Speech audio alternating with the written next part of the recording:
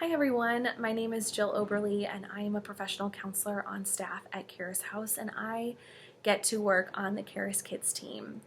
And in a previous video you were able to see my colleague Rachel Hodges, and I will just reiterate some things she said, that our team really is here to trying to provide support for all of you parents and caregivers as you are just navigating caregiving in a really unique season of life. And if you are anything like me as a parent, you might be feeling a bit restless. It might be really difficult to meet and attune to your own needs. And that makes a lot of sense because we as caregivers are holding a lot. We are grappling with a global pandemic. We are trying to work from home, maybe even homeschool our kids right now, and so much more. And so because of all of these things, we can often start to feel dysregulated. And this experience of being dysregulated is really this feeling that I am unable to manage the stress and the stimuli in my environments and in my situation. And a really helpful visual tool that we like to use when we're considering dysregulation comes from the ALERT program. And we like to think of our bodies and our beings like an engine. So we ask ourselves, how does my engine run? This is something we make with kiddos in sessions here at Caris House.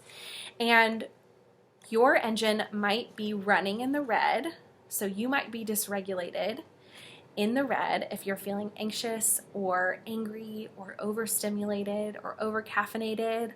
All of that qualifies as running in the red.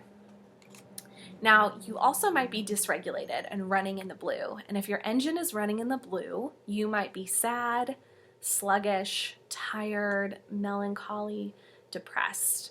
All of those things would qualify as kind of running in the blue. And being in the blue and being in the red isn't a great feeling.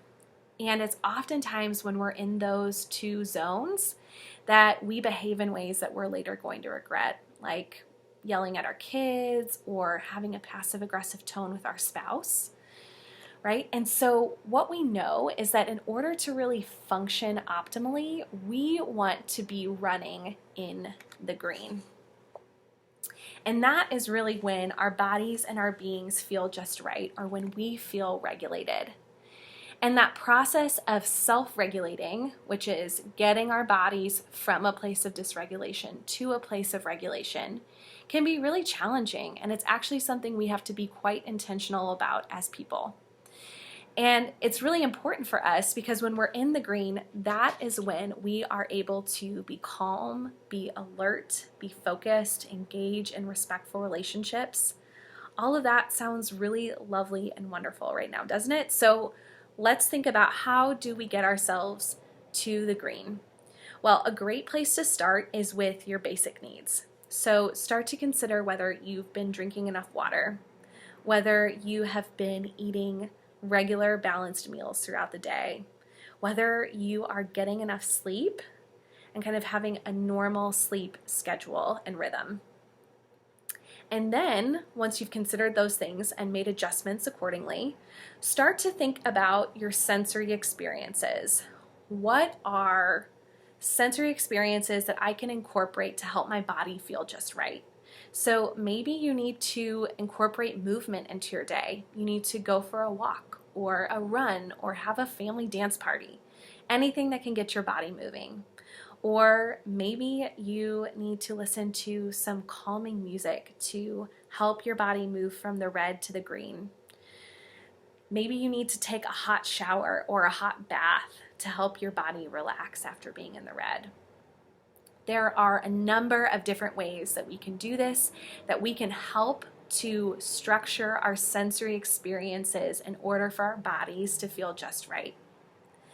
But then we also want to consider our relational needs. How do we make sure ourselves as beings are in the green? It's really important during this season for us to feel connected to one another. And so maybe you need to schedule a FaceTime date with your best friend. Or maybe you and your spouse need to plan a date night at home where you put the kids to bed and then you all are able to sit in quiet and eat dinner and connect with one another. All of those things are going to help us to feel just right and like we're in the green. And it's really important for us as caregivers to be in the green because that is going to help our kiddos stay in the green. When our kiddos are dysregulated and we're dysregulated, oof, it can be messy, right? And so we really want to give ourselves grace, and we really want to give ourselves as caregivers permission to really intentionally think about, how do I provide care for myself so that I can stay in the green? And that's not selfish. It's not just for myself so that I feel good, but it's actually for my family, because when I'm in the green, I can be the caregiver who is able to help my family get to the green too. I hope that's helpful for you guys. You're doing great. It's so great to be with you today.